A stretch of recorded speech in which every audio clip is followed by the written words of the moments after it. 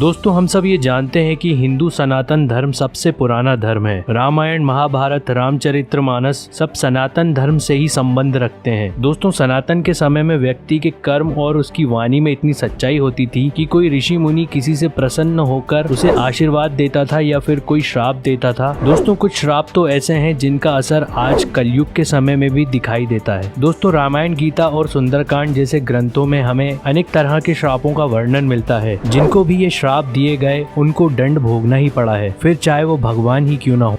आखिर सभी जीव जंतुओं में कुत्ते ही एकमात्र ऐसे प्राणी क्यों हैं जो लगभग खुले में सहवास करते हैं और अक्सर खुली जगहों में ही पाए जाते हैं? इसके पीछे छुपा हुआ है महाभारत का सबसे बड़ा श्राप। दोस्तों आज की इस वीडियो में हम आपको कुछ ऐसे ही श्रापों के बारे में बताने जा रहे हैं जो आज कलयुग में भी सच हैं। तो चलिए शुरू करते हैं। नंबर 1, स्त्री जाति को युधिष्ठिर का श्राप। दोस्तों महाभारत का युद्ध समाप्त होने के बाद माता कुंती ने युवराज युधिष्ठिर को बताया कि कर्ण तुम्हारा बड़ा भाई था। तो इस बात को सुनकर पांडवों को बहुत दुख हुआ क्योंकि कर्ण को छल से पांडवों द्वारा ही मारा गया था। लेकिन जब कुंती ने पांडवों को कर्ण के जन्म का रहस्य बताया तो क्रोध में आकर युधिष्ठिर ने माता कुंती को ही श्राप दे दिया कि आज से संपूर्ण स्त्री जाति कोई भी गुप्त बात छुपा कर नहीं रख सकेगी। इसलिए आपने कहावत तो सुनी होगी, औरतों के पेट में कोई बात नहीं पचती। ये हम सब जानते हैं कि द्रौपदी पांचों पांडवों की एक अकेली पत्नी थी। 5 पांडव भाइयों ने एक साथ ही द्रौपदी से विवाह रचाया था। इस विवाह के बाद पांचों पांडव भाइयों ने निर्धारित किया कि द्रौपदी प्रत्येक वर्ष एक पांडव के साथ रहेगी और उसी के साथ समय व्यतीत करेगी। इनमें यह भी निर्धारित हुआ कि जब द्रौपदी एक पांडव के कक्ष में हो तो उस समय कोई दूसरा पांडव भाई उस कक्ष में प्रवेश नहीं करेगा। लेकिन एक ऐसी घटना घटित हुई जिससे संपूर्ण कुकर जाति यानी कुत्तों का भविष्य बदल गया।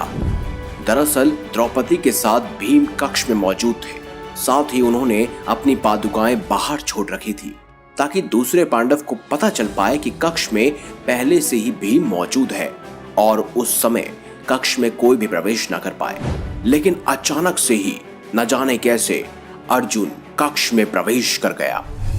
जैसे ही द्रौपदी ने अर्जुन को कक्ष में आता हुआ देखा, वो गुस्से से आंख बबूला हो गई। इस घटना से अचानक ही दोनों भाइयों में तनाव उत्पन्न हो गया। तभी भीम ने अर्जुन से गुस्से में कहा, जब मैं कक्ष के बाहर अपनी पादुकाएं छोड़कर आया था तो तुमने अंदर प्रवेश क्यों किया? तब अर्जुन ने कहा कि बाहर कोई पादुकाएं नहीं थी भ्राता। तब दोनों भाइयों ने बाहर आकर देखा तो सचमुच भीम की पादुकाएं वहां से गायब थी।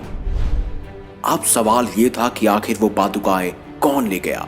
इसी की खोज में दोनों भाई पादुकाएं ढूंढते ढूंढते पास के जंगल में गए, जहां उन्होंने देखा कि एक कुत्ता भीम की पादुकाओं के साथ खेल रहा है। तब पता चला कि कुत्ते के द्वारा पादुकाएं उठाकर लिए जाने के कारण ही अर्जुन ने कक्ष में प्रवेश किया।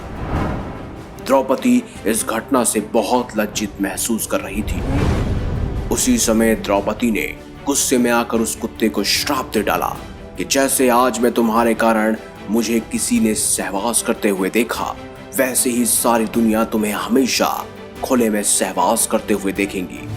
तब से ही दोस्तों माना जाता है कि इस श्राप के कारण कुत्ते हमेशा खुले में सहवास करते हैं और सहवास करते समय उन्हें कोई भी लाज शर्म नहीं होती, जिसके चलते आसपास के मनुष्य अक्सर उनका उपहास भी उड़ाते हैं, क्योंकि इसके पीछे छुपा हुआ था महाभारत का एक श्राप। राजा पांडु को ऋषि किंदम का श्राप। दोस्तों एक बार राजा पांडु जंगल में शिकार खेलने के लिए गए और वहीं पर वन में एक हिरन हिरनी का जोड़ा रात क्रिया कर रहा था। रति क्रिया करने वाले वो हिरन और हिरनी असल में ऋषि किंदम और उनकी पत्नी थे। जैसे ही राजा पांडु का बाण हिरन को लगा, वो अपनी असली अवस्था में आ गए और बाण लगने पर ऋषि किंदम ने राजा पांडु को श्राप दिया कि हे पापी, जब भी तुम किसी स्त्री से मिलन करोगे उसी समय तुम्हारी मृत्यु हो जाएगी। और जब राजा पांडु अपनी पत्नी माधवी के साथ मिलन रात्रि क्रिया कर रहे थे उसी समय उनकी मृत्यु हो गई थी। नंबर 3, श्रवण कुमार के माता पिता द्वारा राजा दशरथ को दिया गया श्राप। दोस्तों एक बार की बात है जब श्रवण कुमार अपने माता पिता को तीर्थ यात्रा के लिए ले जा रहे थे, तभी उस दौरान श्रवण कुमार के पिता को प्यास लग जाती है। तो श्रवण कुमार अपने माता पिता को एक पेड़ के किनारे बैठाकर पानी की तलाश में जाते हैं। तभी राजा दशरथ जंगल में शिकार के लिए निकलते हैं। जब श्रवण कुमार नदी से पानी भर रहे होते हैं तो वहीं पर पास से गुजर रहे राजा दशरथ श्रवण कुमार को जानवर समझकर उन पर तीर छोड़ देते हैं। उन्हें उन्हें लगा कि कोई जानवर नदी में पानी पी रहा है। तीर जैसे ही श्रवण कुमार के शरीर पर लगता है तो दर्द की वजह से श्रवण कुमार तेजी से चिल्लाने लगते हैं और कुछ ही क्षण में श्रवण कुमार की मृत्यु हो जाती है। जब इसका पता श्रवण कुमार के अंधे माँ और बाप को चलता है तो वो पुत्र वियोग में विचलित होने लगते हैं और क्रोध में आकर वो राजा दशरथ को श्राप दे देते हैं कि जैसे आज वो अपने पुत्र श्रवण के लिए तड़प रहे हैं, वैसे ही एक दिन दशरथ भी अपने पुत्र के पुत्र वियोग में तड़पेंगे। तभी दशरथ श्री राम के वनवास जाने के बाद उनके वियोग में तड़पते हैं। नंबर 4, उर्वशी का अर्जुन को श्राप। दोस्तों, महाभारत के युद्ध से पहले जब अर्जुन दिव्यास्त्र प्राप्त करने स्वर्ग गए थे तो वहाँ उर्वशी नाम की अप्सरा उन पर मोहित हो गई थी। उर्वशी को अर्जुन का सौंदर्य भा गया था और उर्वशी ने अर्जुन से विवाह की बात कही। ये सब बातें सुनकर अर्जुन ने उर्वशी से कहा कि आप तो मेरी माँ के समान हैं, भला मैं ये कैसे कर सकता हूँ। इस बात को सुनकर उर्वशी को क्रोध आ गया और उर्वशी ने अर्जुन को श्राप दे दिया कि तुम नपुंसकों की तरह बात कर रहे हो, इसलिए तुम नपुंसक हो जाओगे, तुम्हें स्त्रियों में नर्तक बनकर रहना पड़ेगा। नंबर 5, भगवान विष्णु को तुलसी का श्राप। दोस्तों, शायद आपको पता ही होगा कि माँ तुलसी शंखचूड़ नाम के एक राक्षस की पत्नी थी। तुलसी पति धर्म को मानने वाली पतिव्रता नारी थी। तुलसी के सतत्व के कारण देवता भी शंखचूड़ का वध करने में निर्बल थे। भगवान विष्णु ने देवताओं के उद्धार के लिए एक बार शंखचूड़ का रूप धारण किया और भगवान विष्णु ने तुलसी के सतीत्व को भंग कर दिया। सतीत्व का बल कम हो जाने पर भगवान शंकर ने शंखचूड़ का वध कर दिया। जब ये बात तुलसी को पता चली तो तुलसी ने भगवान विष्णु को पत्थर हो जाने का श्राप दिया और भगवान विष्णु पत्थर के हो गए। तुलसी के इसी श्राप के कारण भगवान विष्णु की पूजा शालिग्राम के रूप में पत्थर से बनी शिला के रूप में की जाती है। नंबर 6, परीक्षित को श्रृंग ऋषि का श्राप। दोस्तों, एक बार अभिमन्यु के पुत्र राजा परीक्षित जंगल में शिकार खेलते खेलते बहुत दूर चले गए थे। उस घोर जंगल में शमिक नाम के ऋषि दिखाई दिए। ऋषि अपनी मौन तपस्या में लीन थे। राजा परीक्षित ने उनके पास जाकर कुछ पूछा, लेकिन तपस्या में लीन होने के कारण ऋषि ने राजा का कोई जवाब नहीं दिया। ऋषि की ओर से कोई प्रतिक्रिया न मिलने पर परीक्षित बहुत क्रोधित हुए और क्रोध में राजा परीक्षित ने एक मरा हुआ सांप उठाकर ऋषि के गले में डाल दिया। इस बात का जब शमिक ऋषि के पुत्र श्रृंग को पता चला तो श्रृंग ऋषि ने राजा परीक्षित को श्राप दिया कि आज से 7 दिन बाद तुम्हें तक्षक नाग डस लेगा, जिससे तुम्हारी मृत्यु हो जाएगी। और ठीक 7 दिन बाद ऐसा ही हुआ था। नंबर 7, रावण को राजा अनरण्य का श्राप। दोस्तों, रघुकुल में एक परम प्रतापी राजा हुए जिनका नाम राजा अनरण्य था। वाल्मीकि रामायण के अनुसार जब रावण का अत्याचार बढ़ने लगा था तो रावण विश्व विजय के लिए युद्ध करने निकला। दोस्तों, राजा अनरण्य से भी उसका भयंकर युद्ध हुआ। रावण के साथ उस युद्ध में राजा अनरण्य की मृत्यु हो गई। राजा अनरण्य ने मरने से पहले रावण को श्राप दिया, हे रावण, मेरे ही वंश रघुकुल में उत्पन्न एक राजकुमार तेरी मृत्यु का कारण बनेगा। राजा अनरण्य के श्राप के आगे जाकर भगवान श्री राम ने जन्म लिया और रघुकुल में पैदा हुए भगवान श्री राम ने ही रावण का वध किया। नंबर 8, परशुराम का कर्ण को श्राप। दोस्तों, आपको बता दें कि परशुराम भगवान विष्णु का ही एक अवतार है। कुंती और सूर्य से उत्पन्न कर्ण परशुराम का ही शिष्य था। कुंती पुत्र कर्ण ने अपने गुरु परशुराम को अपना परिचय एक सूत पुत्र के रूप में बताया था। एक बार गुरुकुल में जब परशुराम कर्ण की गोद में सर रखकर निद्रा में थे तो उसी समय परशुराम जी के उस निद्रा अवस्था में कर्ण को एक भयंकर कीड़े ने काट लिया। अपने गुरु की नींद में बाधा न आए इसलिए कर्ण ने उस कीड़े द्वारा काटे गए घावों के भयंकर दर्द को सहते रहे, लेकिन कर्ण ने अपने गुरु परशुराम को नींद से नहीं जगाया। जब परशुराम जी नींद से उठे तो उन्होंने देखा कि कर्ण के शरीर से रक्त बह रहा है। उसी समय वो समझ गए कि कर्ण सूत पुत्र नहीं बल्कि क्षत्रिय वंश का है, क्योंकि इतना भयंकर दर्द तो कोई क्षत्रिय वंश में पैदा हुआ ही सहन कर सकता है। इस बात से परशुराम जी को लगा कि उनके साथ कर्ण ने धोखा किया है, जिससे क्रोध में आकर परशुराम जी ने कर्ण को श्राप दे दिया कि हे कर्ण, मेरे द्वारा सिखाई हुई शस्त्र विद्या की जब तुम्हें सबसे ज्यादा आवश्यकता होगी उस समय तुम उस विद्या को भूल जाओगे। और पांडवों से युद्ध के दौरान भी यही हुआ, जिसकी वजह से कर्ण मृत्यु को प्राप्त हो गए। नंबर 9, श्री कृष्ण का अश्वत्थामा को श्राप। दोस्तों, महाभारत युद्ध के अंतिम समय में जब अश्वत्थामा ने धोखे से अभिमन्यु की पत्नी उत्तरा के गर्भ में पल रहे बच्चे की हत्या कर दी थी, तो इस तरह एक नादान बालक की गर्भ में हत्या कर देने पर भगवान श्री कृष्ण क्रोधित हो गए और भगवान श्री कृष्ण ने अश्वत्थामा को श्राप दिया और कहा कि हे अश्वत्थामा, तुम 3000 वर्ष तक इस पृथ्वी पर भटकते रहोगे और इस ब्रह्मांड में तुम्हारी किसी भी जीव से बातचीत नहीं हो सकेगी। साथ ही तुम्हारे शरीर से रक्त और मवाद की दुर्गंध आती रहेगी, इसलिए तुम किसी जीव और प्राणी के बीच नहीं रह सकोगे। तुम दुर्गम वन में अकेले ही पड़े रहोगे। नंबर 10, नारद ने दिया भगवान विष्णु को श्राप। दोस्तों, एक बार देव ऋषि नारद मुनि एक सुंदर कन्या पर मोहित हो गए थे। नारद मुनि उस कन्या के स्वयंवर में भगवान विष्णु का रूप बनाकर पहुंच गए और जब भगवान विष्णु को ये पता चला तो उन्होंने अपनी माया से नारद जी का मुंह वानर के समान कर दिया। और उसके बाद जब स्वयं भगवान विष्णु जी स्वयंवर में पहुंच गए तो उन्हें देखकर उस सुंदर कन्या ने भगवान विष्णु को अपना पति स्वीकार कर लिया। ये देखकर नारद मुनि भगवान विष्णु पर बहुत क्रोधित हुए और नारद मुनि ने भगवान विष्णु को श्राप दिया कि जिस प्रकार तुमने मुझे स्त्री के लिए व्याकुल किया है उसी प्रकार तुम्हें भी स्त्री के वियोग का दुख भोगना पड़ेगा। नारद मुनि के इस श्राप को भगवान विष्णु ने राम अवतार में पूरा किया। राम अवतार में वो अपनी पत्नी सीता के लिए पूरी उम्र भटकते रहे और जब माता सीता उन्हें मिल गई तो धरती ने माता सीता को अपनी कोख में समा लिया था। तो दोस्तों ये हैं रामायण, गीता और सुंदरकांड जैसे ग्रंथों में वर्णित वो श्राप जो प्राचीन समय में सच में घटित हुए हैं, जिनके प्रमाण हमें आज भी लोगों के मुंह से सुनने को मिलते हैं।